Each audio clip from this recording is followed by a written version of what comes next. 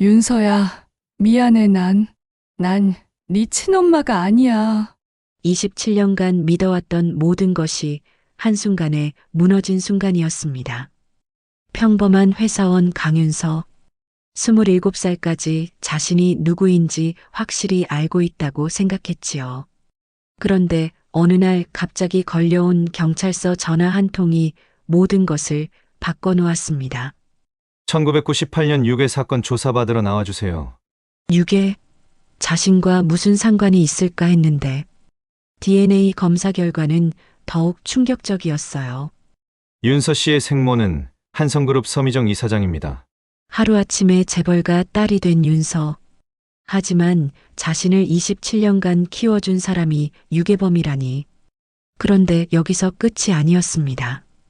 이 모든 사건 뒤에는 27년 전부터 숨겨진 거대한 음모가 있었거든요. 과연 누가 진짜 피해자이고 누가 진짜 가해자였을까요? 본격적인 이야기를 시작하기 전에 여러분께 부탁드릴 게 있어요.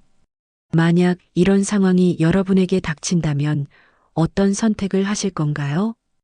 27년간 키워준 유괴범 양육모와 갑자기 나타난 재벌 친모, 둘 중에 누구를 선택하시겠어요? 댓글로 여러분의 생각을 들려주세요. 양육모를 선택한다, 양육모. 친모를 선택한다, 친모. 잘 모르겠다, 고민. 자, 그럼 지금부터 윤서의 충격적인 이야기 속으로 들어가 볼까요? 강윤서는 27살입니다. 평범한 회사원으로 살아가며 엄마 강은정과 둘이 단란한 일상을 보내고 있었지요. 그날도 어느 때와 다름없는 아침이었습니다. 윤서가 주방에서 계란 프라이를 굽고 있을 때 휴대폰이 울렸습니다. 전화를 받은 윤서의 얼굴이 점점 굳어졌습니다. 서울지방경찰청 미제사건 전담반에서 온 전화였지요. 1998년에 발생한 유괴 사건과 관련해서 조사를 받아야 한다는 내용이었습니다. 강은정과 함께 오후 3시에 경찰서로 나오라고 했지요. 전화를 끄는 윤서가 어리둥절한 채 엄마를 바라보자 은정의 얼굴이 순간 하얗게 질렸습니다. 윤서가 1998년에 무슨 일이 있었냐고 물었지만 은정은 오래 침묵했지요. 마치 27년 전 어딘가에 봉인해둔 무거운 상자를 열어야 하는 순간을 맞은 듯 했습니다. 그리고 은정이 떨리는 목소리로 말했습니다. 미안해. 정말 미안해. 난 내 친엄마가 아니야. 윤서가 들고 있던 머그컵이 바닥에 떨어져 산산조각 났습니다. 그 소리처럼 윤서의 세상도 한순간에 부서져 버렸지요. 오후 3시 서울지방경찰청 조사실이었습니다. 윤서와 은정은 긴장한 채 앉아 있었지요. 박태수 형사가 1998년 10월 15일에 발생한 신생아 실종 사건에 대해 설명했습니다. 당시 미제로 남겨졌던 이 사건을 다시 수사하게 되었다고 했지요. 형사가 강은정에게 사실대로 말하라고 하자 은정이 고백했습니다. 자신이 그 병원에서 윤서를 데려왔다고 말이지요. 1998년 자신의 아이를 유산한 후 극심한 산후우울증에 시달리던 은정이 병원에서 혼자 있는 신생아를 보고 순간적으로 데려온 것이었습니다. 그때 제 정신이 아니었다며 눈물을 흘리는 은정을 보며 윤서는 충격에 빠졌습니다. 그럼 자신의 진짜 부모는 누구일까요? 형사는 당시 보관된 증거물들로 DNA 검사를 진행할 예정이라고 했습니다. 일주일 후 DNA 검사 결과가 나왔습니다. 윤서의 생모가 한성그룹 서미정 이사장이라는 충격적인 사실이 밝혀진 것이지요. 국내 굴지의 재벌가 딸이었다니 윤서는 믿을 수가 없었습니다. 곧 한성그룹 비서실에서 전화가 왔습니다. 서미정 이사장이 내일 오전에 만나고 싶다며 차량을 보내겠다고 했지요. 그날 밤 윤서는 한숨도 잘 수 없었습니다. 27년간 자신이 누구인지 알고 있다고 생각했는데 하루아침에 모든 것이 뒤바뀌었지요. 자신은 과연 누구일까요? 다음 날 오전 한성그룹 본사는 윤서가 상상했던 것보다 훨씬 웅장했습니다. 높은 천장과 대리석 바닥, 정장 차림의 사람들이 조용히 오가는 모습, 모든 것이 다른 세계 같았지요. 최상층 사무실에서 서미정이 기다리고 있었습니다. 52살이 되어서야 만나는 딸을 보며 눈물을 흘리는 서미정 앞에서 윤서는 어색하게 서 있을 뿐이었지요. 27년을 기다렸다며 손을 잡는 서미정이었지만 윤서에게는 낯선 사람의 손일 뿐이었습니다. 서미정은 윤서에게 이제 한성그룹의 딸이라며 새로운 삶을 제안했습니다. 하지만 윤서가 은정을 걱정하자 서미정은 단호하게 말했지요. 그 사람은 범죄자라고 이제 그런 생각은 버리라고 했습니다. 그때 한기찬 부회장이 들어왔습니다. 윤서의 친부였지요. 그는 27년을 기다렸다며 이제 언론 발표부터 해야겠다고 말했습니다. 감동적인 재회라기보다는 전략적인 이벤트처럼 들렸지요. 윤서는 혼란스러웠습니다. 혈연이라는 이유만으로 이 사람들을 가족이라고 받아들여야 하는 걸까요? 27년간 사랑해준 은정은 정말 그냥 범죄자일 뿐일까요? 바로 그때 비서가 급히 들어와 긴급 상황을 알렸습니다. 강은정 씨에 대한 체포영장이 신청되었습니다. 곧 구속될 예정입니다. 윤서의 세상이 또다시 흔들렸습니다. 은정이 체포될 수도 있다는 것이었지요. 과연 윤서는 어떤 선택을 해야 할까요? 윤서는 한성그룹을 나와 곧바로 경찰서로 달려갔습니다. 언론진들이 몰려있는 가운데 윤서는 은정을 만날 수 있었지요. 조사를 마치고 나오는 은정의 얼굴은 말할 수 없이 지쳐 보였습니다. 엄마. 은정은 윤서를 보자 눈시울이 붉어졌습니다. 27년간 한 번도 변한 적 없는 그 사랑의 눈빛으로 윤서를 바라봤지요. 변호사를 구해드릴게요. 제가 뭐든지 할게요. 은정은 고개를 젓습니다. 이제 윤서가 다른 세상 사람이 되었다는 걸 알고 있었거든요. 하지만 윤서의 마음은 달랐습니다. 혈연보다 더 진한 27년의 사랑을 버릴 수는 없었지요. 그날 저녁 윤서는 공익변호사 이준호를 찾아갔습니다. 준호는 31살의 젊은 변호사로 과거 자신도 유괴 피해자, 가족이었던 아픈 경험이 있었지요. 그래서 이런 사건들에 더욱 마음을 쓰고 있었습니다.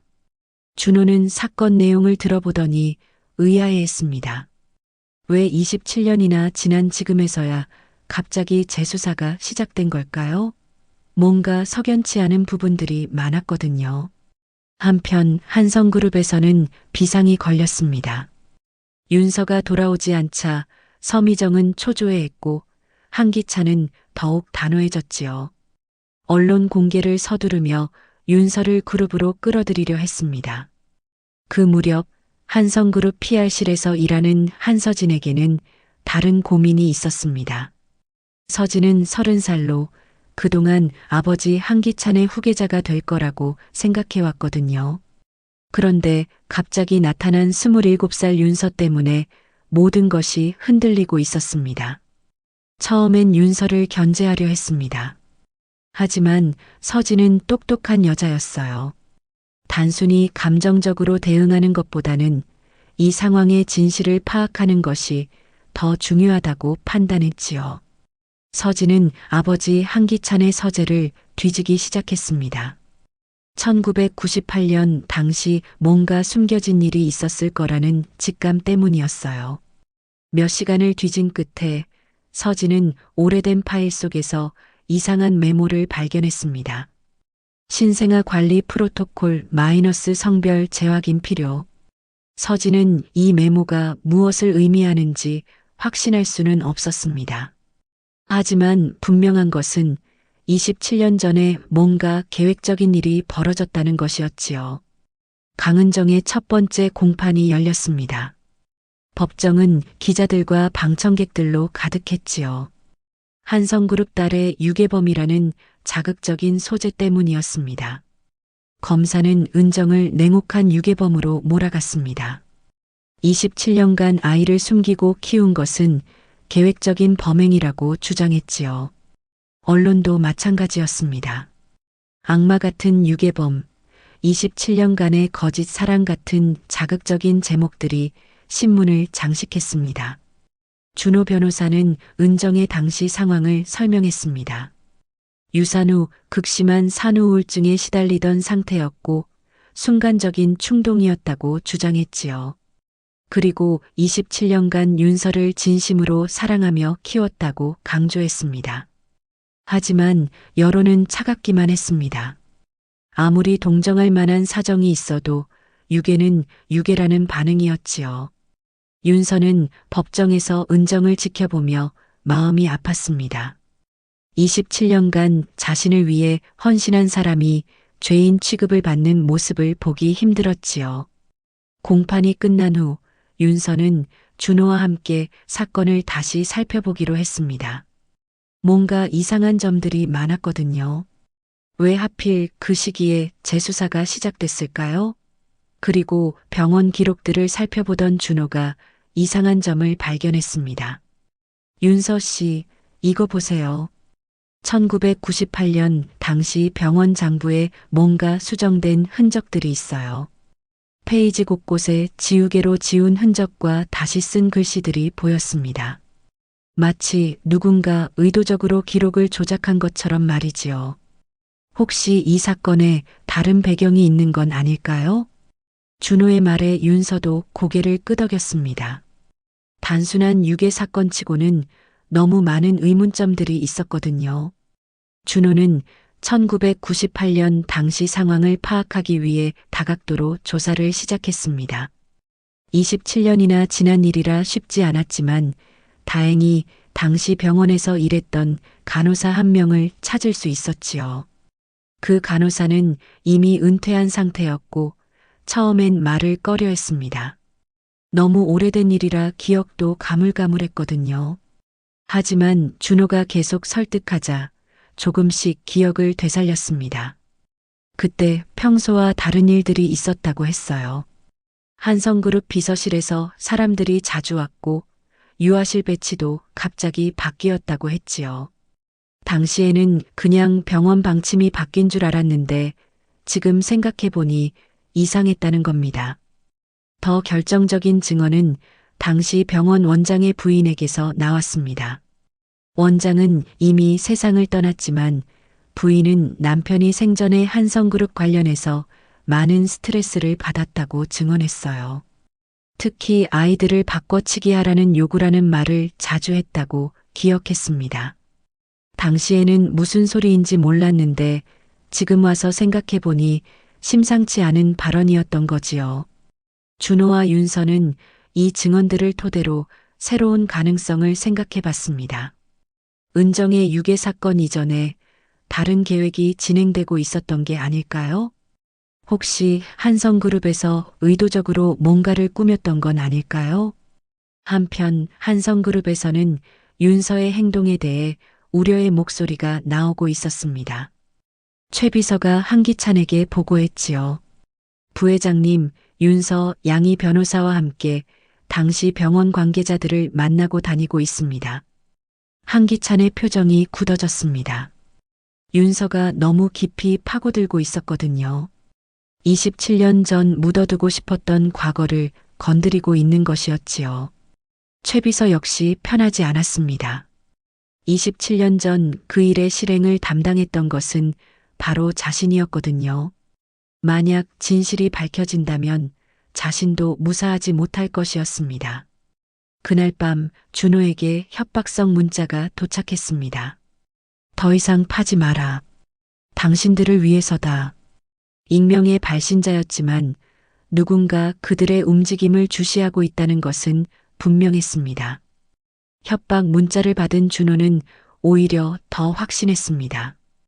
이 사건 뒤에 뭔가 큰 비밀이 숨어 있다는 것을 말이지요.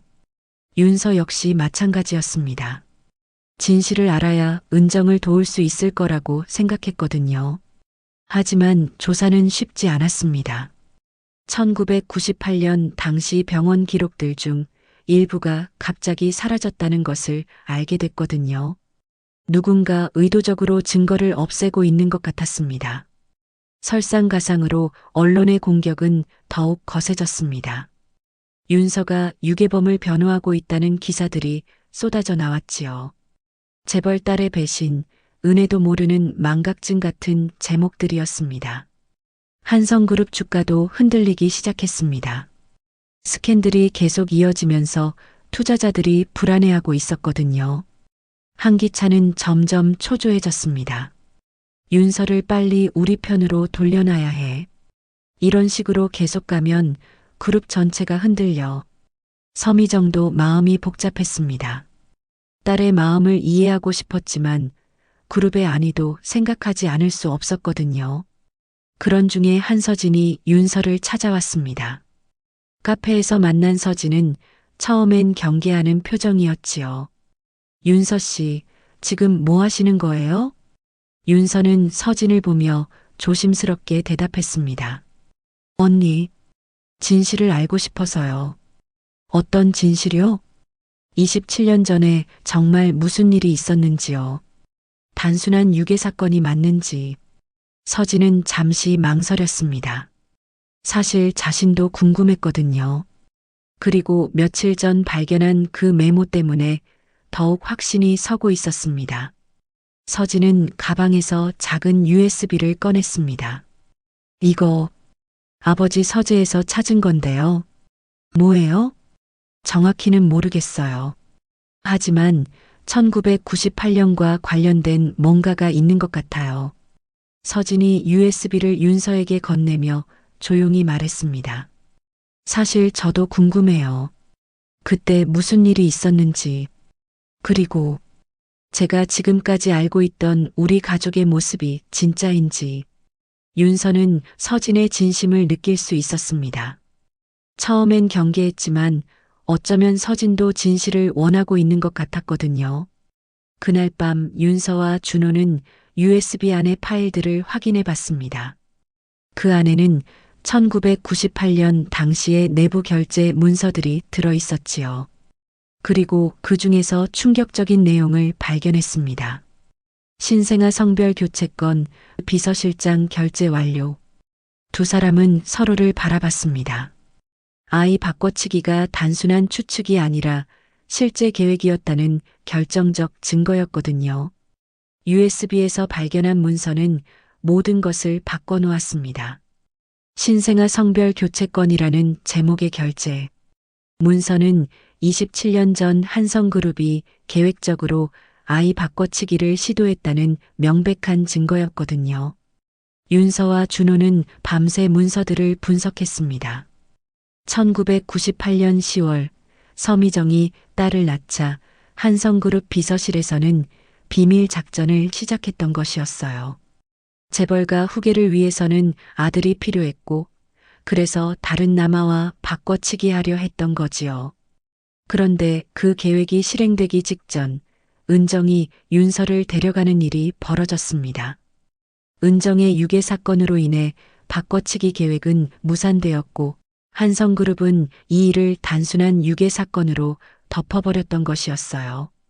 준호는 이 증거들을 가지고 재판 준비를 시작했습니다. 강은정의 2차 공판이 일주일 후로 잡혀 있었거든요. 이번에는 단순히 은정을 변호하는 것이 아니라 27년 전의 진실을 세상에 알려야 했습니다. 하지만 한성그룹도 가만히 있지 않았습니다. 최 비서는 한기찬에게 긴급 보고를 했어요. 부회장님, 문제가 생겼습니다. 당시 문서 일부가 유출된 것 같습니다. 한기찬의 얼굴이 굳어졌습니다. 27년간 숨겨왔던 비밀이 드러날 위기에 처한 것이었지요. 하지만 아직 포기하지 않았습니다. 한성그룹의 막강한 영향력을 동원해서라도 이 일을 막아야 했거든요. 그들은 병원 기록들을 다시 한번 점검했습니다.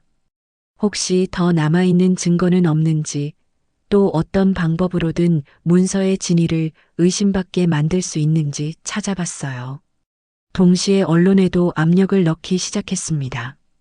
한편 서미정은 복잡한 심경이었습니다. 27년 전 자신도 피해자였거든요. 딸을 낳았는데 가문의 압박 때문에 아이를 빼앗길 뻔했던 것이었으니까요.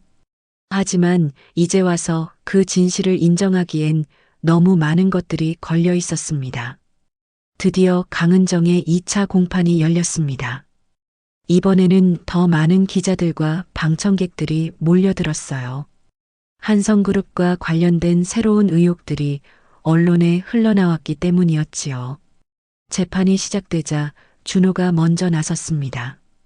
그는 1998년 당시 한성그룹에서 계획했던 바꿔치기 모의에 대해 상세히 설명했어요.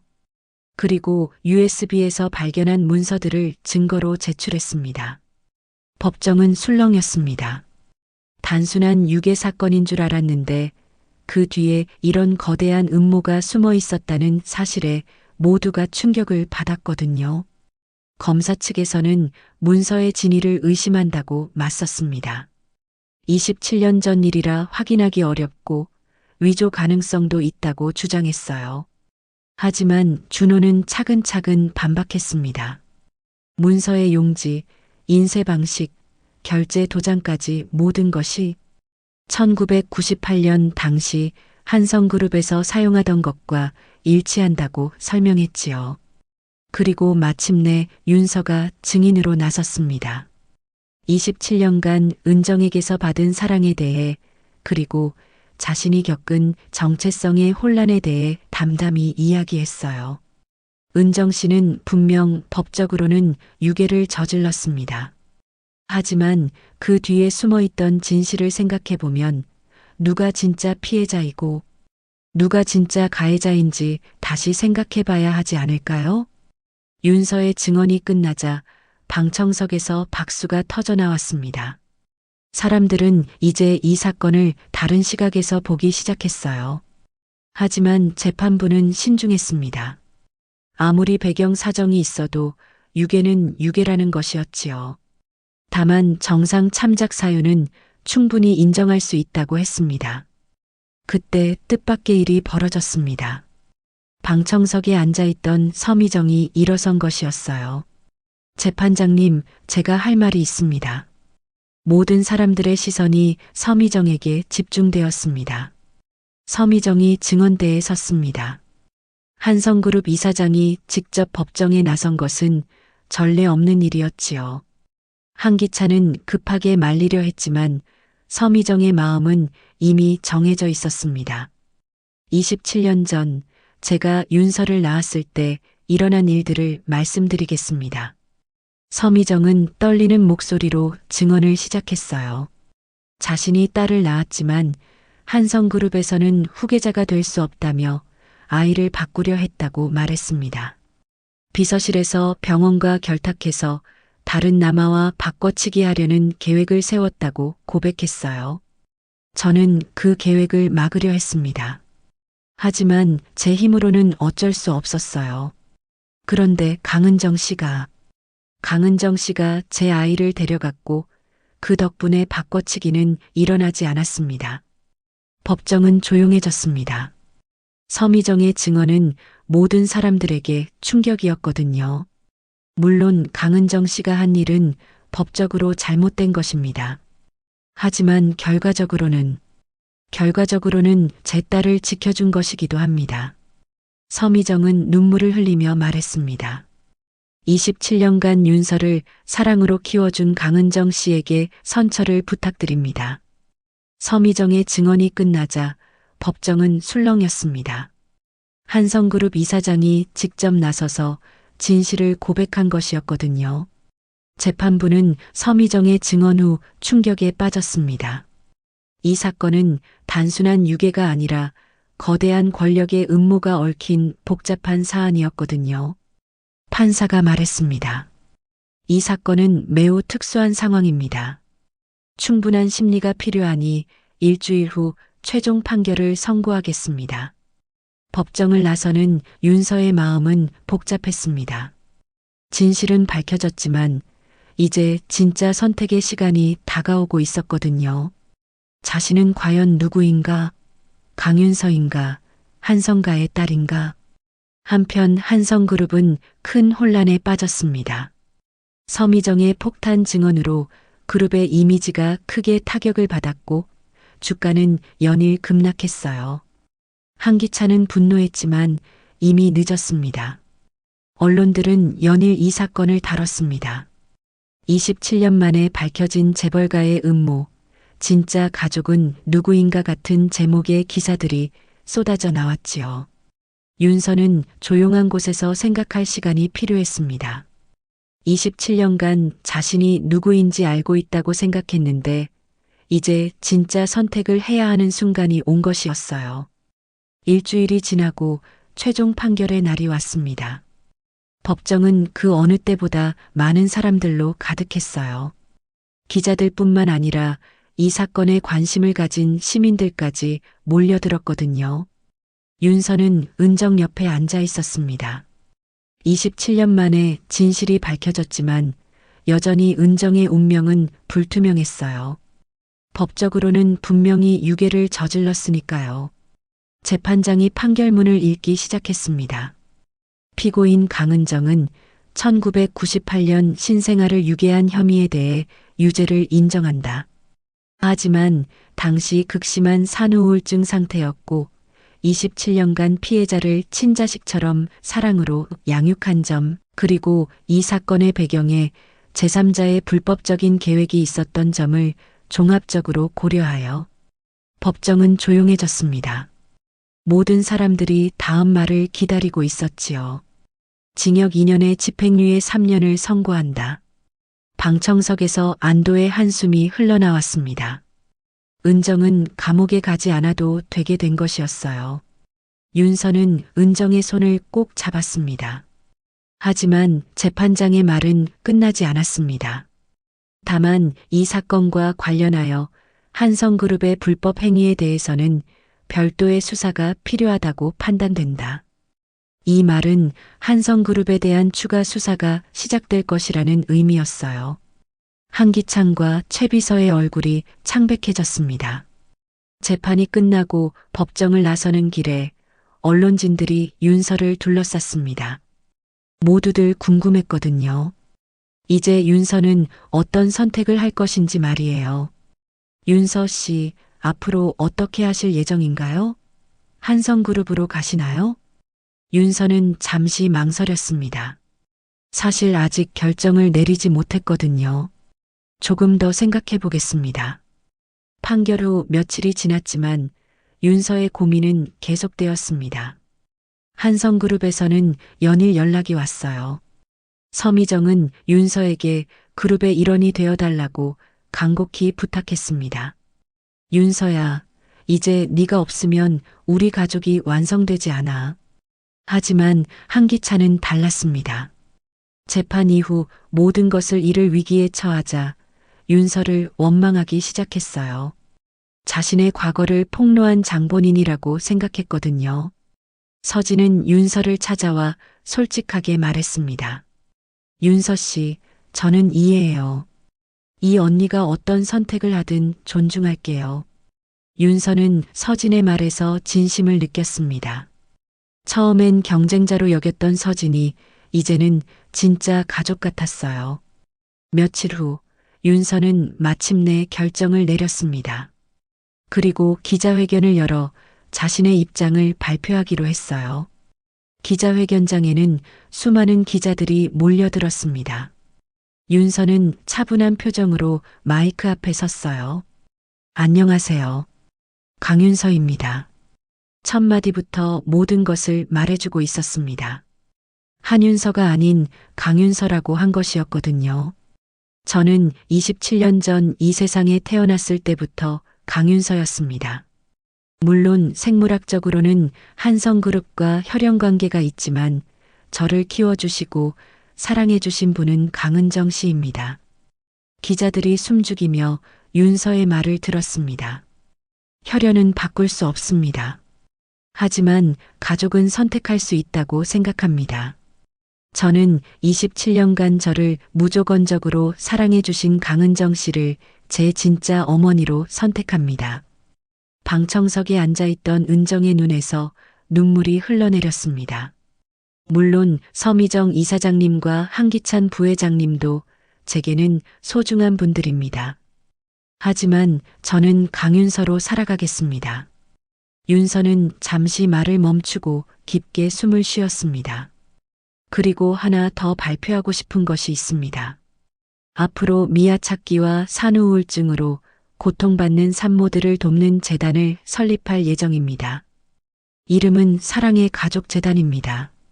기자들이 질문을 쏟아냈지만 윤서는 더 이상 답변하지 않았어요. 할 말은 다 했으니까요. 6개월 후 윤서는 작은 사무실에서 재단 일을 하고 있었습니다. 사랑의 가족재단은 벌써 많은 사람들의 관심과 후원을 받고 있었어요.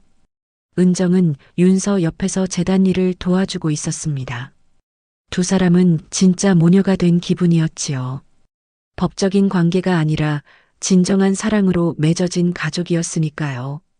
윤서야, 오늘도 실종 아동 제보 전화가 많이 왔어. 네, 엄마. 하나씩 다 확인해 봐야죠. 두 사람의 대화는 자연스럽고 따뜻했습니다. 서미정도 가끔 재단에 찾아왔어요. 처음엔 어색했지만 점점 윤서의 선택을 이해하게 되었거든요. 윤서가 행복해 보이는 모습을 보면서 이것이 맞는 선택이었다고 생각하게 되었어요. 윤서야, 필요한 거 있으면 언제든 말해. 고맙습니다, 서미정 씨. 윤서는 여전히 서미정을 어머니라고 부르지는 않았습니다. 하지만 두 사람 사이에는 이상한 친밀감이 흐르고 있었어요.